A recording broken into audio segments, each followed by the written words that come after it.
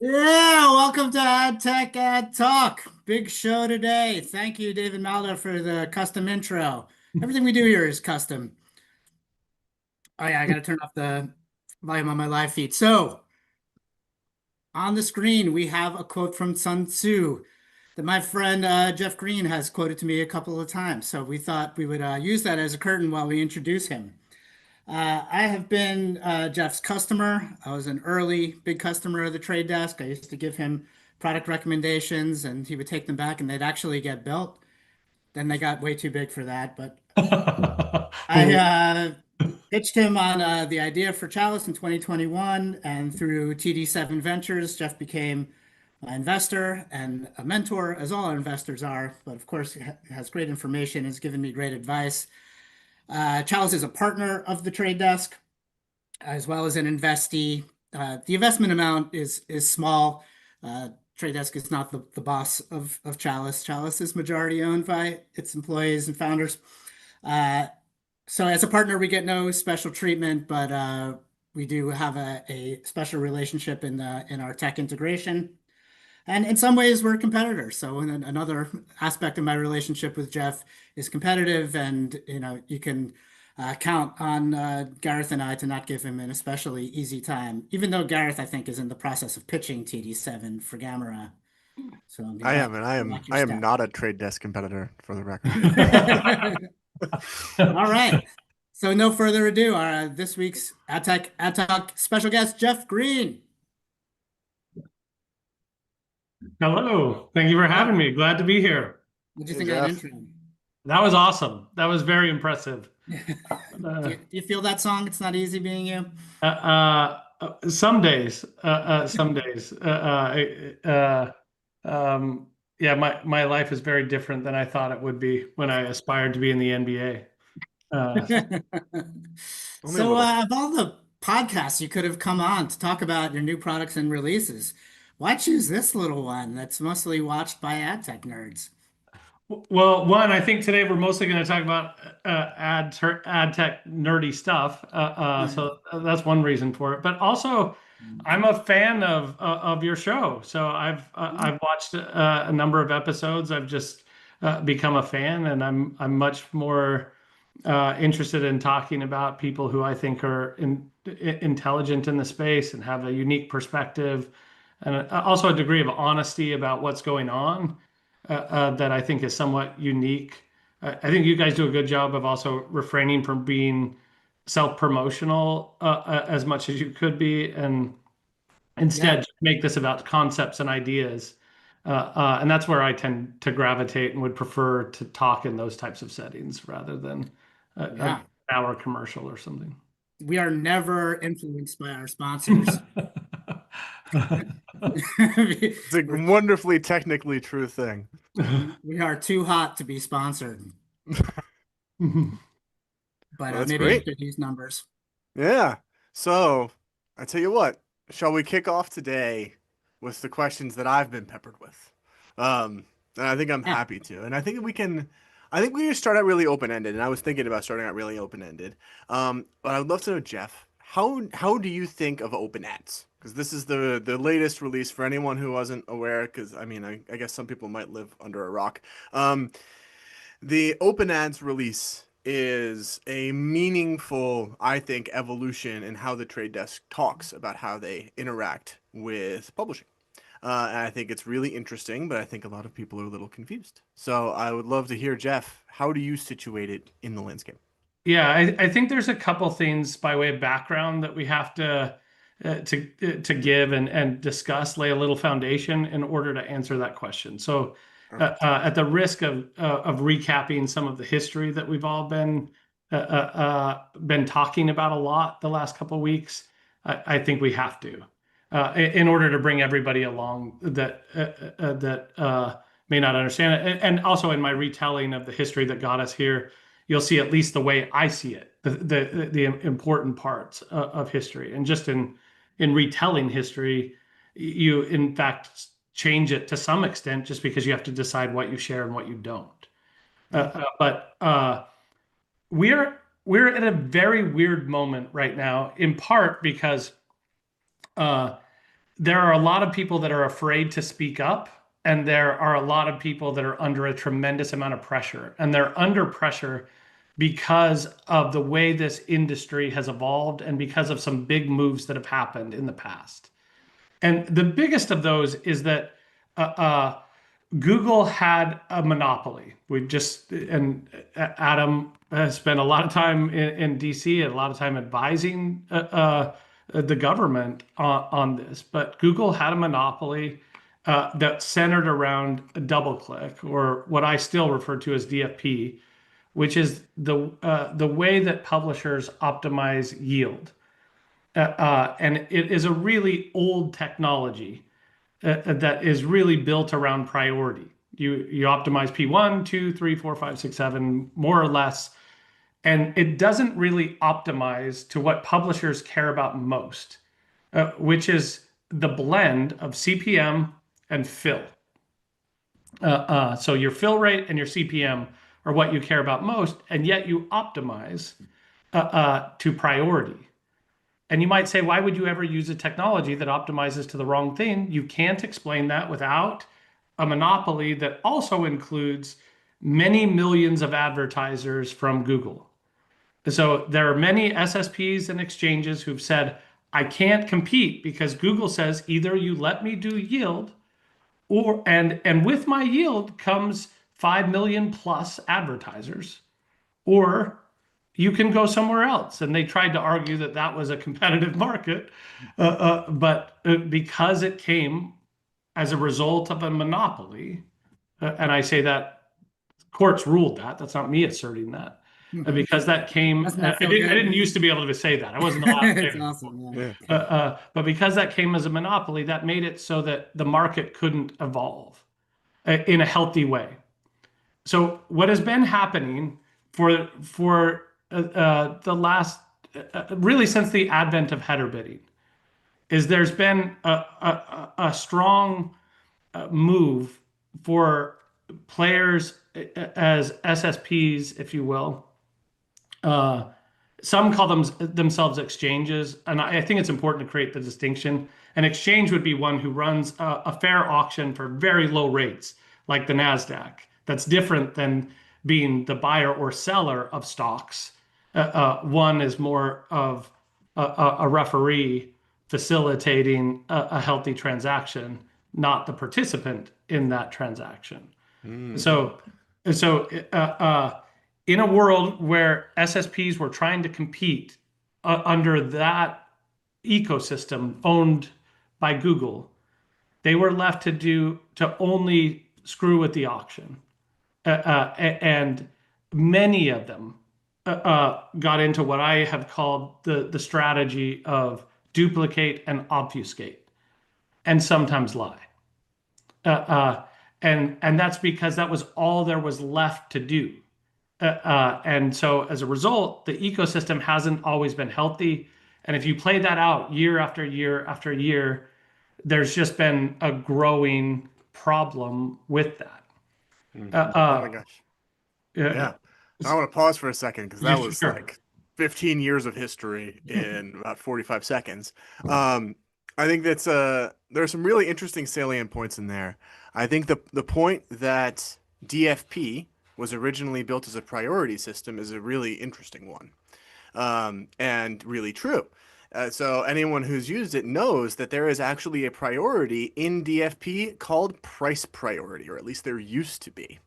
And price priority kind of lays bare the mechanism here, because the concept behind price priority was, oh, all the things you want to compete actually on yield, on price, put them in this priority. The rest of the priorities do not compete on price. They're competing on something else, right? Some sort of preference, some sort of arranged deal.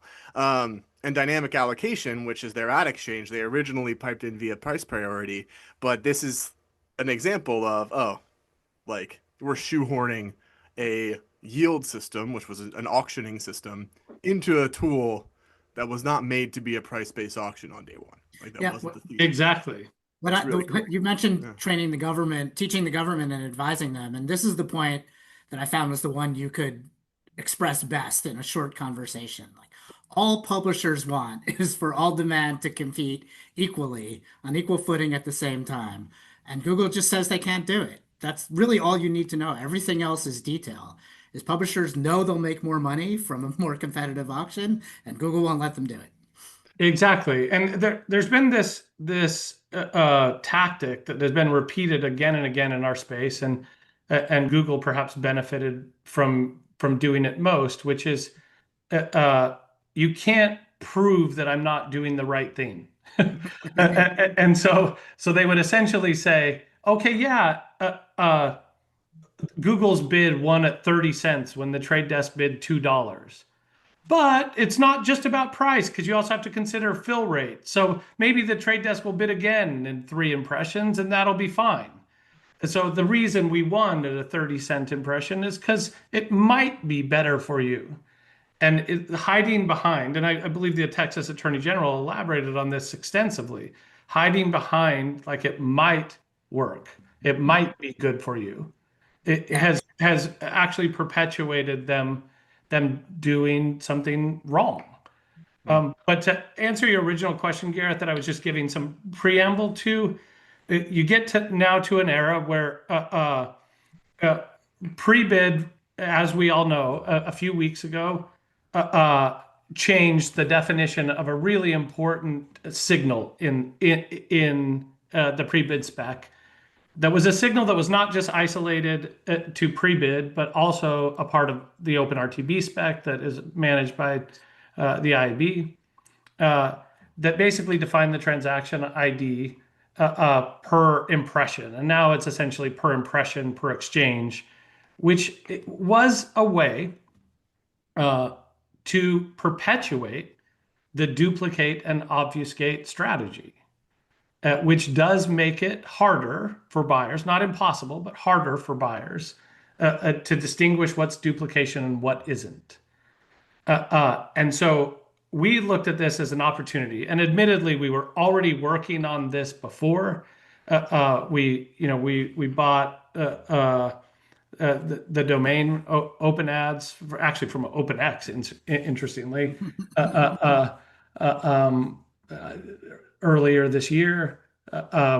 These were all innovations that we were working on with trying to figure out exactly what the right size is, which is how much do we need to be involved to make certain that there is a fair auction. And as soon as pre-bid took that detour, we said, this is our moment to branch the pre-bid code, not to just simply copy and paste it and have our own instance of the code that was there 3 weeks ago, but to also innovate on top of that so that we have the most fair auction that has ever operated in our space. And we do that to raise all boats, including our own, with the belief that if the ecosystem is healthier, then the open internet can compete against walled gardens, and that publishers will make more money. And I understand that there's skepticism because Amazon said put our tag on the page and then they didn't give much demand. Google said put our tag on our page and we ended up in DC. There's a whole bunch of reasons why publishers are a little reluctant. But OpenAds is an effort to make the ecosystem healthier, which will be better for everybody, except those companies whose strategy is reliant on the duplicate, obfuscate, and sometimes lie strategy, which is different than SSPs, those SSPs that are doing that. I'm not saying they all do, they don't all do that. But there are some that do, and that is different than publishers. And we sometimes talk about the sell side like they're one thing. They are not. We are in the business of making a healthier ecosystem for all those players who add more value than they extract, and that exists from end to end. Yeah. So I think it's really interesting, and I want to dig in to duplicate, obfuscate, and sometimes lie, because I just wrote an article yesterday where I think if you look at the history of shenanigans in ad tech, which is a history as old as ad tech itself, and I think that we've reached the point where these are the egregious shenanigans that occur today. There used to be other ones; they were their own flavor of them. But you kind of had a throwaway point in there, which was the difference between an exchange and an SSP, which there was a lot of debate about in Art Paparo's book. Some people were yelling at him for using them interchangeably. If I caught your definition, it was SSPs take principal positions. They are Brokers. participants, they're brokers, they're participants in the monetization. And exchanges are commodities. They are low cost, supposedly transparent, supposedly fair, supposedly police of auctions.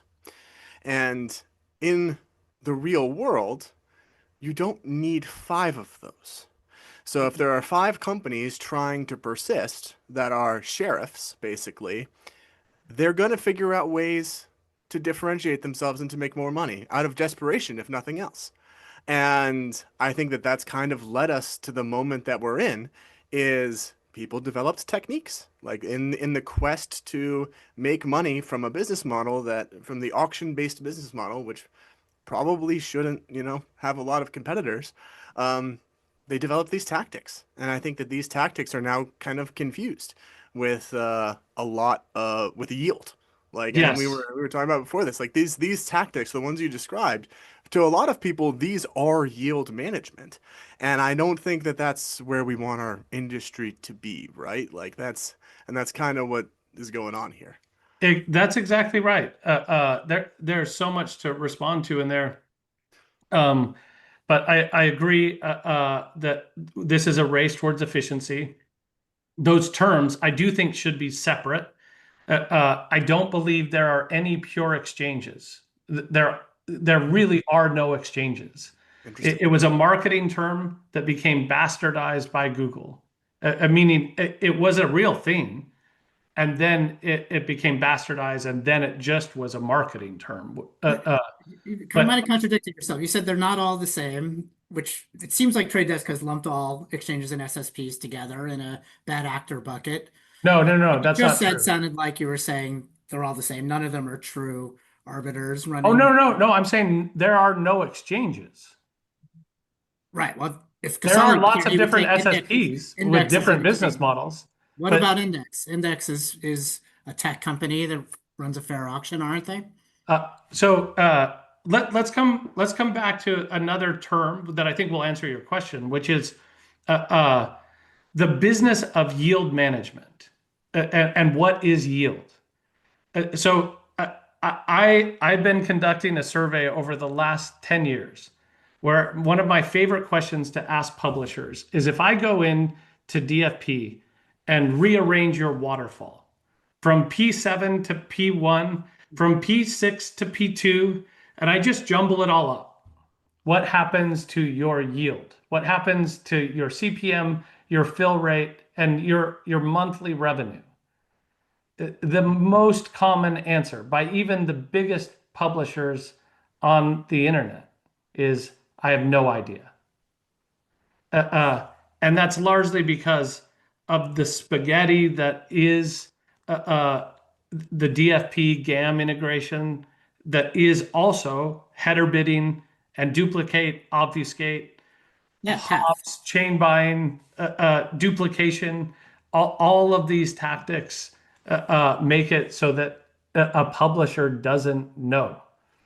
So what has happened, and there's another part of history that I think is really important to highlight, and that's that there was a moment where Rubicon introduced a buyer's fee as they were representing sellers, where there was a percentage, a fixed percentage, and the market crucified them. And what has happened since then is most SSPs have moved to a model where they say, I'll just give you as much as I can. And if I can't beat everybody else, then I don't win. But what this has made is a system where they are operating on a variable take rate, where sometimes they make a penny, sometimes they make 50%. And they try to blend that to something where they can make a living, if you will. But in doing that, they are not like real estate agents for the seller, if you will, where you make 4% on the sale of the home. Yeah. You are flipping houses. You buy the house, and you flip it for as much as you possibly can. And if you believe that you can buy the house for $500,000 and sell it for $1 million, you make more money. They are not in the business of representing publishers, and most of them are not in the business of doing yield management. They are flipping houses. And that creates a problem in our ecosystem where the sell side is not a thing. It's not a monolith. It's not a single thing. So a lot of this discussion has been framed in a really unhealthy way. It's similar to, on the political landscape, talking about blue versus red. And incidentally, in that discussion, it's often the case where the reasonable middle is ignored and silent, if you will. And that is largely what's happened in this as well, because this is an existential threat. What we have talked about, the efficiency that you talked about in your blog post yesterday, Gareth, whether you're talking in Milton Friedman terms or you're talking in Martin Luther King terms, the moral arc of the universe is long and it bends towards justice. Or market efficiency happens as long as there is a sufficient competition and transparency. We are heading towards efficiency, and the only people that will be hurt are those that resist it, those that that require inefficiency to make money. So Jeff, given that, and I agree with it, why did you expose yourself to the perception that Trade Desk is acting alone? Why didn't you roll out this conversation with a bunch of allies who had tested the tech and be able to say, here are publishers making more money and they're loving OpenAds already? Well, so it's an interesting question. So to me, you would essentially say, why not just roll this out with a group? Like, for instance, pre-bid. We don't want a corrupt committee, I know, but there's room in between.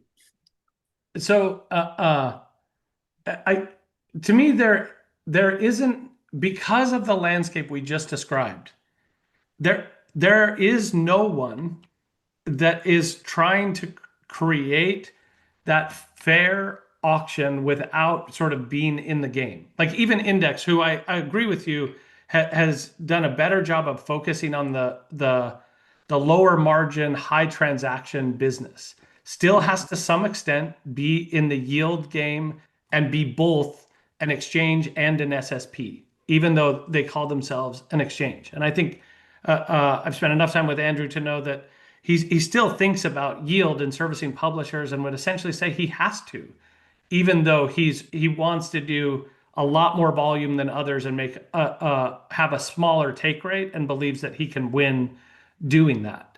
But nobody has had the luxury of just focusing on creating the fair auction.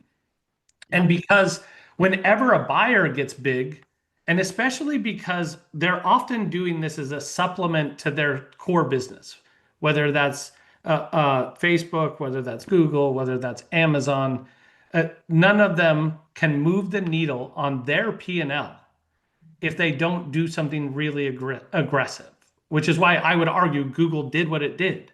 We can either make 99 cents on a dollar on YouTube or 20 cents on the dollar on New York Times. Why are we surprised that they're funneling everything to YouTube? Why are we surprised that they would have to some extent, corrupt the auction in order to make enough money for it to be meaningful in the market that we have? We've developed a business model that doesn't require that. So I would argue that the sell side doesn't have the luxury of creating the fair auction. No company in the buy side has put themselves in a position where they could until us. So there is no committee. There is no group to go talk to. Where are the publishers? The publishers don't seem to understand the stuff we're talking about. I ask Gareth about this almost every week.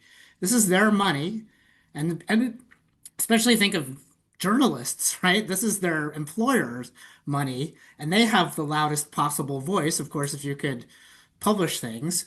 Why is so much publication griping about Trade Desk when, these publications, it's their money at stake? Like, what, I mean, is it really impossible to bring them along and say, we're trying to make you more money here. A fair auction is going to make you more money. and you should get on board. They're understandably, because of all the history we've been talking about, they are understandably more or less saying, we'll believe it when we see it. Yeah. I love it. That's all we need. We Mhm. don't need to. You made this point last week, Gareth. Like, there's a lot of conversations, and really, where the rubber is going to meet the road is in automated transactions that take place millions of times a second. So I spend a lot of words explaining why we're doing what we're doing, but where the rubber meets the road is when we actually do it. There will be some publishers that don't believe us and will miss out for a while, and then they will. And there will be some publishers that believe us and they will make more money and they will tell others. It's okay. It's just like we're talking about, and you talked about in your blog post, Gareth, like the market's heading towards efficiency. To me, that's inevitable. It's just whether or not we benefit from it or somebody else innovates us into oblivion. Like they out innovate us and then we go away. But if we innovate and race towards that efficiency, that is how we move the markets. We get there faster and we win. And to me, this is a race between the open internet and walled gardens. And to a large extent, we've been losing because of the fact that our ecosystem is inefficient, and we've got to race towards efficiency. And AI is enabling that. The work that companies like all three of ours are doing are embracing AI to innovate as fast as possible in order to be better at that. And if we don't embrace that efficiency and that innovation, we will be out innovated by other people who do. Yeah, that's a great point Gareth makes every week. Facebook gets high CPMs because they're really good at matching buyers and sellers. That's the game. If you're not good at matching buyers and sellers because they're fighting or they're obfuscating, then you're not going to command the higher CPMs. The buyer's performance isn't going to be as good. So when you say efficiency, I'm thinking, yeah, that from the buy side, that means buyers getting exactly what they want and paying a price that reflects the value of what they actually get. Exactly. So I'm worried that the trade desk has been too central in this debate, and that's not what it's about. In the open internet rebalancing, this is more about Fifth Avenue versus Canal Street. This is about premium content. I got that reference. This is premium content versus recipe sites that have 27 ads on the page. Yeah. Yeah. Well, and I think that there's another. And I'm not saying component all to this, too. recipe sites have that, by the way. But there Yeah. are some. We've all had that experience where we go to a recipe site and say, like, Yeah. where is the recipe in here? Oh, Like, definitely. Now they're Sorry, I didn't crying that you interrupt could you, ask Gareth. ChatGPT for No, that recipe. no, it's fine. Yeah, no, and it's fair. It's not all recipe sites were created equal. Something that I also spend a lot of time thinking about that's a component of this move that I alluded to, but I didn't really harp on too much in my article, is the beautiful thing about efficiency is once it's working for the trade desk, right? So once we have established an alternative framework that we think frees us from some of the self-interests of companies that are, looking out for themselves naturally, it becomes the expectation, right? And this is a thing where the whole market will follow. And I think one of the things that I hear, one of the conspiracy theories that I hear, is that the trade desk is so big that this becomes a giant information gathering mechanism that allows them to do some sort of price manipulation. And I think that my instinct and to respond to that, and I would love to hear yours, Jeff, is that there are lots of buyers, and if efficiency becomes the expectation, we're actually competing on results, and that can only make more money. But I think that's the conspiracy theory that I hear. That's the one, and I just don't. Yeah.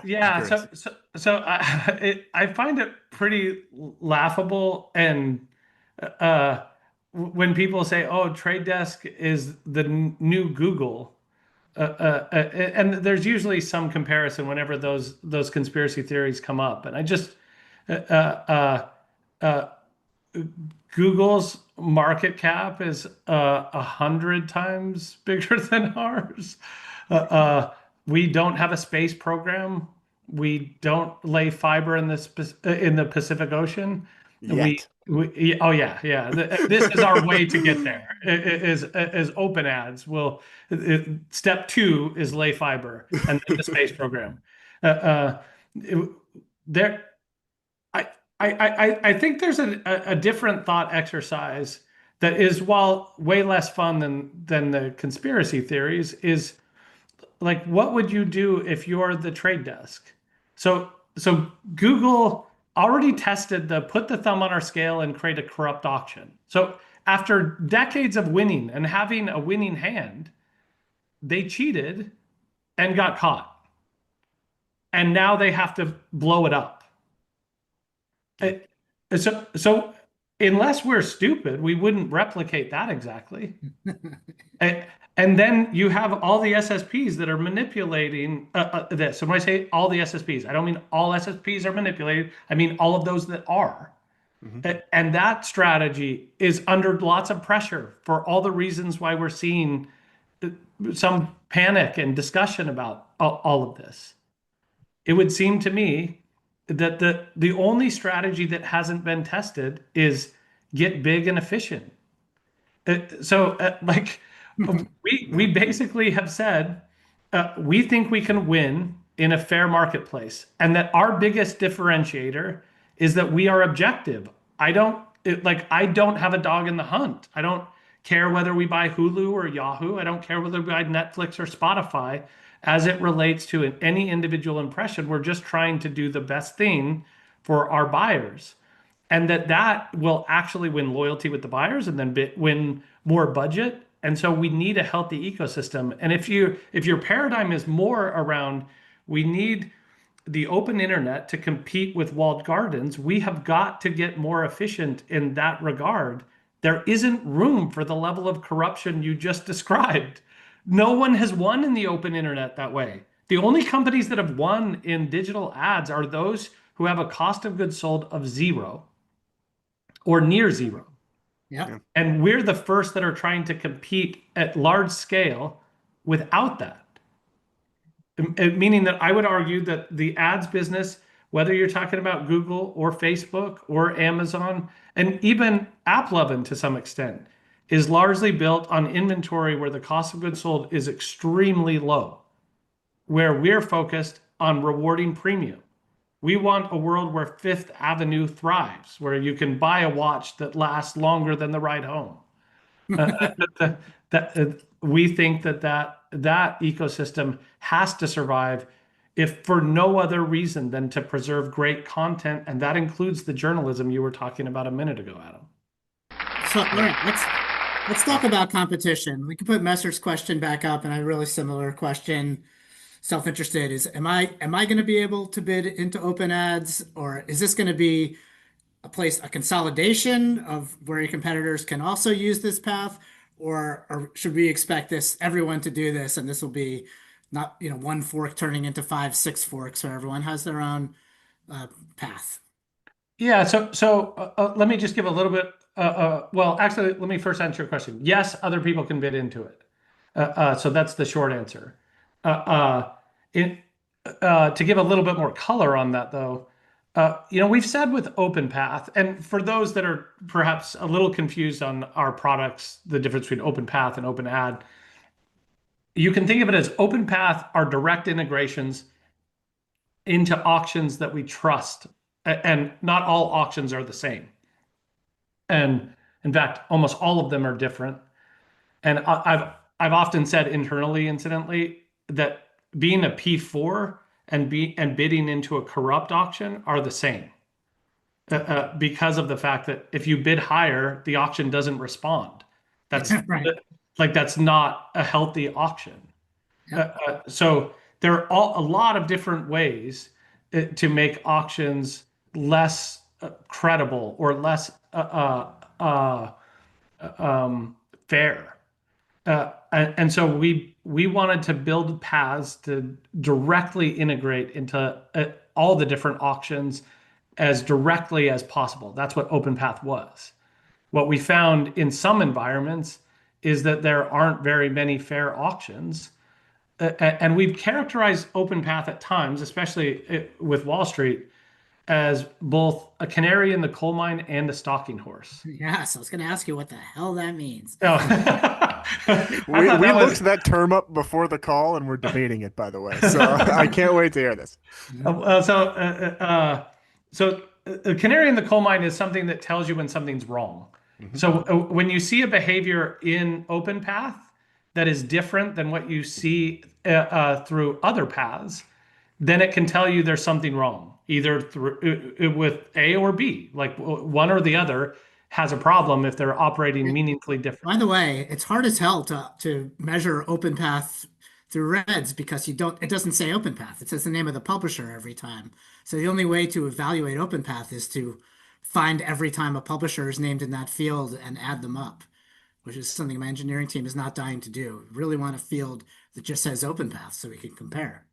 Yeah, so we're getting really into this is like a customer product feedback section. Yeah, it's a given.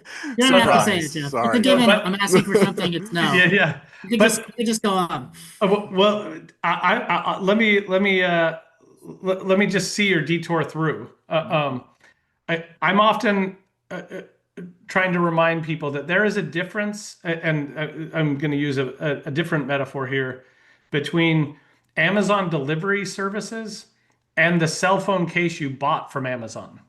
One is bringing you a product. The other one is the product.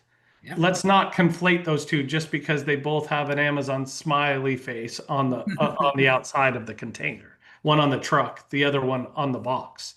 Yep. So because in the work that we do on behalf of all of our customers, one of the things that we have to be engaged in is supply path optimization. And the reason why we have to be involved in that is because if you look at roughly 20 million ads per second, and then you bid on a little over a percent of those, and then you win a little over percent of those, and your biggest buyer represents a percent of that, literally your biggest buyer has 1/1,000,000th the data that we have. Yeah, so it's even a giant advertiser. You're saying like the biggest beer or insurance company in the world has 1% of 1% of what they're of 1%. Because again, we're only bidding on a low single digit percentage of the total available. So that's partly because of all the duplication, incidentally. But yeah, but they think they have a lot of data and they're doing SPO. But what you're saying is compared to what you have, they really don't have much view of the paths. Exactly. So we have to be involved in facilitating and helping with the pathing preferences in order to be optimal. And we've aligned our interests with you and all of the other customers so that we can help in that process. So I think that the role that we play in helping to value the path becomes really important. I'm not sure I answered your primary question because we detoured. Remind me where we were going before. What your core question was? Bidding it, yeah, competitors bidding into OpenPath. Yeah, and this goes to me too. Like, what is the end state? So yeah, oh yeah, you were asking like what the difference between stalking horse and canary in the coal mine. Yeah, there you go. So the canary in the coal mine will tell you when something's wrong. A stalking horse is one that makes all the other horses go faster, if you will. So I do not mind if at the end of this, we do most of our bidding through an improved pre-bid. I would love it. That's easier than publishers taking tags off pages. At the end of this, all we want is a fair auction. That's all we want. We want a level playing field so that we can compete fairly. That's it. And so what this does at OpenAds is says we're going to lay down the gauntlet for what optimal and fair could look like, or at least heading towards it. I don't think anybody's ever perfectly optimal or perfect in anything. And so there's always room for improvement. So we just want to facilitate that, accelerate the move towards efficiency. And if that ends up being somebody else on the auction, great. Like that's the best evidence I can give you that I'm not interested in an unfair auction or putting our thumb on the scale. Is I'm okay if it comes from somebody else. So That's fine. help me out then as a trade desk investor, close the loop on that. You always say if the open internet wins, trade desk wins. So say more about how trade desk wins once the auction is fair. And right, and maybe Chalice and maybe Amazon are using the same paths as you, and it's fair for everyone. Yeah. So you know, I've spent the last 20 years trying to learn from what has happened in the financial markets to apply to our world. And there's lots to learn that went wrong, including price discovery problems and their own form of duplication in collateralized debt objects and mortgage-backed securities. That's a good comparison. I hadn't thought of that. Where leverage and duplication have a lot in common. But there's just so much to learn from it. But the people that in really mature markets that make money are the ones who decide what to buy and sell. That they take positions on what to buy and sell. It's not just the people that provide reports or facilitate uninformed transactions. They have insights about what to buy and what to sell. You mean like hedge funds? Or it Not for a doesn't. while. Yeah, it can be hedge funds, but it's not limited to that. Like it's everybody who buys and sells. Yeah. And so where we compete is not by being the best NASDAQ or the best auction facilitator. We just need the NASDAQ to exist so that we can do our thing. Yeah. Like, but if Goldman finally found themselves in a world where there was no NASDAQ, they would have the need to make certain that existed. I get it. I get it. So you're saying you win on the actual decisioning. And that brings me to the next question, because we're also in decisioning. We share the passion for price discovery, which I would call value discovery, and the ability to predict price and value in advance, right, and at scale. So you guys are evaluating supply. We're also evaluating supply, and Chalice just did a launch around valuation of supply at page level. And you announced through your new audience product, Audience Unlimited, that you're also valuing data partners, right? And some of this is automatic, right? You operate at a much higher scale than Chalice, who does everything custom per advertiser. So I ask, what's your vision for our competition or collaboration when we're both trying to predict the value of the same things? Yeah, so if we don't leave a gap in the stack for other buy-side companies like yours to innovate on top of our platform, then we have to do all the buying innovation. Like even like once again, using the financial markets as something to learn from. It's never evolved to a place where there's one buyer, where there's one place where all the innovation takes place. And so while we do, for instance, in the SPO that we just talked about, it is essential that we participate in that process. But if you think of this as there is the process of valuing or determining price, there's also the process of determining the value, which aren't necessarily the same thing, meaning this impression can be worth $7 to Nike, but that doesn't mean they need to pay $7. Figuring out what to pay is a different function that should happen after you figure out what it's worth to you. Figuring out like how to assign value and price is something that we can work with you on, but don't do exclusively. I think if it's 0 or 100, if we're just dumb pipes that just submit whatever bid you have, you've missed out on things like the SPO that we could provide lots of help and make you better at.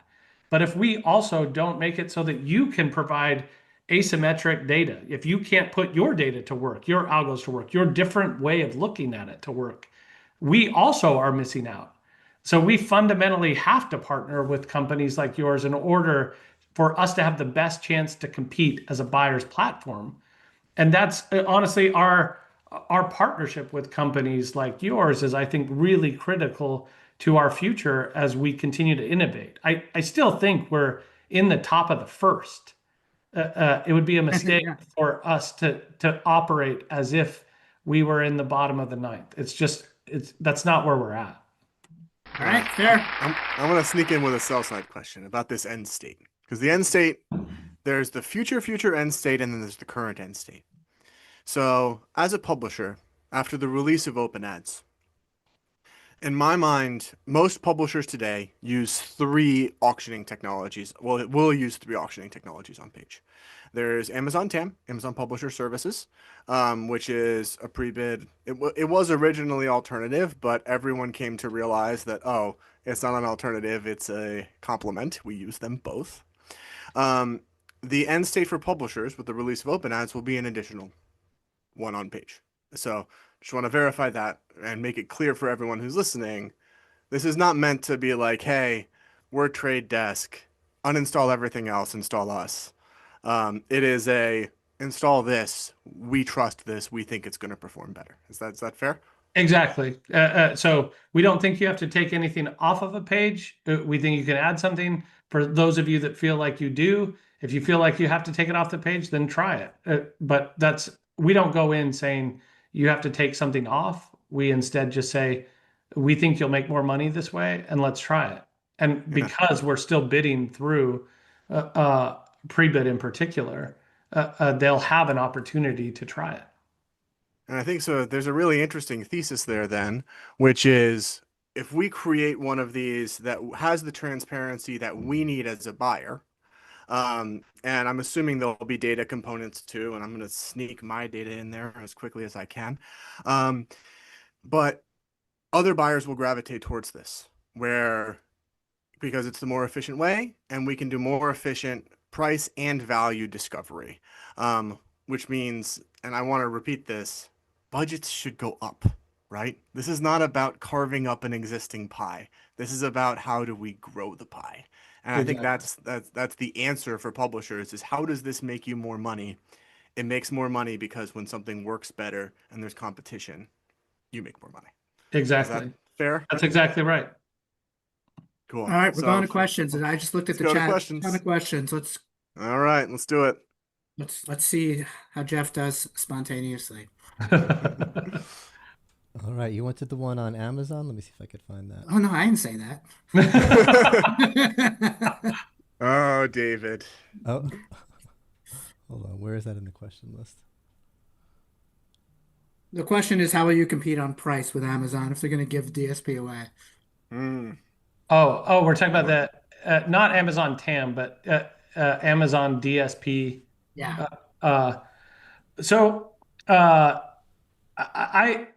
I think there's just been so much said about price, and I actually think this facilitates a better discussion. There was an interesting dialogue. One of the biggest buyers on Wall Street during our IPO roadshow said something to the effect of, doesn't in the end Google just kick your ass because they can just price it at zero? And I said then, given that they are mostly trying to sell their own inventory, and they have to because of the cost of goods sold imbalance that we talked about earlier. If you go to buyers and say, we'll do it for free, doesn't that make it more obvious that there's something in it for them a different way? Doesn't it mean that they've made some money some other way? Or, Yeah, like their or data. do we just think that they're migrating to a non-profit model? That is not what's happening. And if the disparity in our platform fee to theirs is in total 3, 4, even 5%, and if there is only 5% of inefficiency in the supply chain, then we absolutely should be talking about that, because that's all that there is left to make it more efficient. But what we're seeing is double and high triple digit percentage increases in efficiency in the supply chain by making things better. So in that world, a discussion about a few rate points is actually getting our eye off the ball. We have got to be focused on making the supply chain and the ecosystem healthier and more efficient by a lot, not a point here and a point there. And incidentally, it's not a few points more efficient. It's we're giving it to you for free in exchange for something that is way more expensive, which is we decide to spend all of your money on our properties. Yeah, it could be order of magnitude. I hear you. It's interesting. Next question. Will we see DSPs integrated into OpenAI or other LLMs? I absolutely think that is likely to happen. And it's interesting. A comparison that I've made for investors is, we've often talked about how CTV is perfectly fragmented, where a lot of the reason why all these problems exist in the web, and when I say web, I mean in this case I mean browsing web, is because there's millions and millions of websites, and there's a very long tail. But in CTV, in most markets, you've got 5 to 10 players, sometimes fewer than that. And so they're all very big, but that makes them more rational. And it also, as I've argued in the CTV world, is perfectly fragmented. Nobody's big enough to be draconian so that we run to Washington with antitrust worries. Nobody's that big, but it's consolidated enough that there's competition that is rational. And so I think what has happened is the advent of AI, and especially as we see competition in what was once search. And as search evolves, we are going to see lots of winners, or a handful of winners rather, that are, whether that's OpenAI and Perplexity and Anthropic plus Gemini plus Meta, that now we have something that looks more like CTV, which has a healthy amount of competition and consolidation that isn't so big that it can be draconian. That I do think that will open up TAM for everybody in the open internet, because there will finally be competition. I want to ask you about one news item. It's a Wall Street Journal story. I don't know if you guys have it ready, but the one, it's an agency. It was agency people. They said 80% of auctions are opaque. Yeah, you got it, Marley? Yeah, that's right. From the Wall Street Journal, we've got advertisers push big tech to adopt standards for transparency in ad sales. And it was like some Omnicom people and another, they didn't say who was in the consortium, but it seems like it's separate from everything you're going on, but kind of a similar message. And I wonder there's some questions in the chat about agencies, and there's always a lot of speculation about rebates and where their incentives might be hidden. So I wonder if you're willing to dive into that a bit, where you see the end game for agencies and what you're telling your agency partners today. Yeah, so I think in the same way that so actually let me abstract or zoom out even more. Right now there is pressure, there's unprecedented levels of pressure on the entire supply chain. And before anybody panics, that is a good thing. that will make the market better and healthier, because if we continue to operate as inefficiently as we have been as an open internet, again, walled gardens will continue to do well despite their very high margins, despite the lack of premium in much of their content. They will continue to do well at the sake of journalism and premium content and others. We can't possibly keep up the creation of the premium content of CTV and music and sports if we don't make this ecosystem more efficient. So there is a lot riding on this. We have to make it more efficient. And so the way that we are all going to do that is by making certain that everything that sits between advertiser and publisher adds more value than it extracts. And there are times that agencies are looking at this saying, I haven't made any money in all of this. And at times they're making really high margins on a small amount of inventory or a small amount of transactions to compensate for the many that they don't make anything on. And I think there's a lot of risk in that, because then the clients can look at it and say, you can't do that anymore. And then you lost your revenue model again. And so what I think instead agencies have to be thinking about is how do they make a little bit of money or a small percentage on everything instead of a large margin on few things. Yeah. And there's a bit of panic in some of the decisions that have been made, especially around principal-based buying and rebates and kickbacks, that I think we have to zoom out from and say, how do we create something that's long-term and sustainable? Because many buyers need agencies more than ever because the ecosystem is more complicated. There is more to choose from. There is more supply than demand. It is the greatest buyer's market in the history of the internet right now. That creates an opportunity for agencies to really help buyers. But too much has been lost by distraction, chasing short-term gains. And I think there's a long-term play that those that are willing to pursue it can really do well, but it requires long-term thinking. Are you seeing long-term thinking from your agency partners? Some, and honestly, like the agencies are so big that there are in every agency, especially the holdcos, there are some people thinking long-term and some people thinking short-term, and we need that competition internally to net out on the right end in order for them to have a bright future, in my view.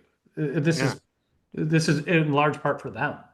I think this is actually a really important point for the publishing world and for the people who are selling ad space, because I think a lot of the complexity in the supply chain comes from that. It comes from preferences that are not necessarily informed by efficiency. And a lot of this is very cryptic to, like, I don't want to say under-sophisticated, that's not the word, to most, like, publishers. They're like, why are there all of these exchanges? Why are there all of these things? Why doesn't this all flow through one pipe to me? I think there's a lot of investment from like the buy side of the world that has ensconced the complexity that exists in the value chain today. And that's why the efficiency play of saying, oh, we're going to, take a knife to that a little bit it's somewhat at odds with the way things have been done for a long time. So I just wanted to make that point. I think it's an important one. I agree with, I totally agree with what you just said. Who wants the last word? Yeah, one more. Well, last word. Are we wrapping it up? Let's wrap it up. All right. Well, I'll first say thanks for having me. Thanks for all the questions. And I am just, I want to zoom out for a second and just talk about what I see for the future. Like we're at a moment where there's a lot of panic and it's super weird where the people in the middle, that 80% in the middle, the rational middle, are often silent. They don't post as much on LinkedIn. They don't even comment as much because of the tension that is there in part because of those that are facing existential threat because of the efficiencies that we're starting to see and many of us are pursuing. I think it's really important that we zoom out. Those that pursue efficiency are not bad for doing it. It is not bad for the ecosystem to do it. And instead, we all have to embrace efficiency in order for us to have a brighter future. I really think that the best days of the open internet are ahead of it. We have to go pursue this efficiency in order for that to be realized. And as we keep talking about a brighter open internet, one where CTV thrives, one where audio thrives, one where sports thrives, one where even journalism thrives, requires the efficiencies that we're talking about. And then that puts pressure on walled gardens. And not only does that create a better digital ecosystem for ads, but it creates a better global economy, because we're not just talking about 3 or 4 companies who control the overall economy in large part because of their ad businesses. So it becomes really important that we do this work in order to make those mediums and those forms of media thrive, but also because that is the engine that pulls both the marketplace of ideas and even the global economy. So I think the work that we're all engaged in is really important. And I've never been more excited about being a part of it than I am right now. It's part of the reason why you hear so much passion and hear in some cases so much contextualization on what we're doing, is because what we're doing really matters.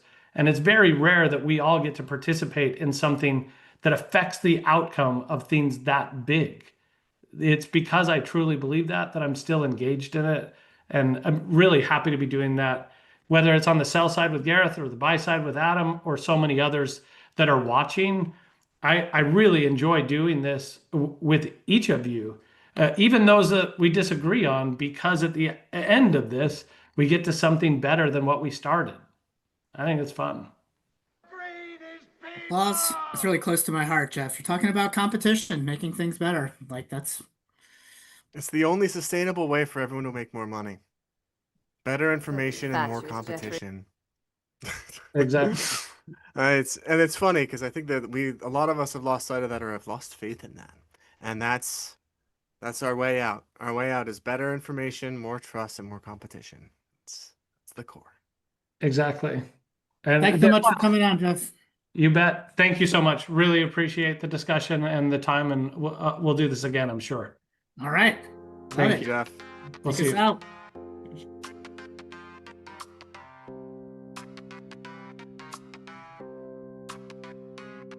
Yo, the crowd is back, the lights are dim.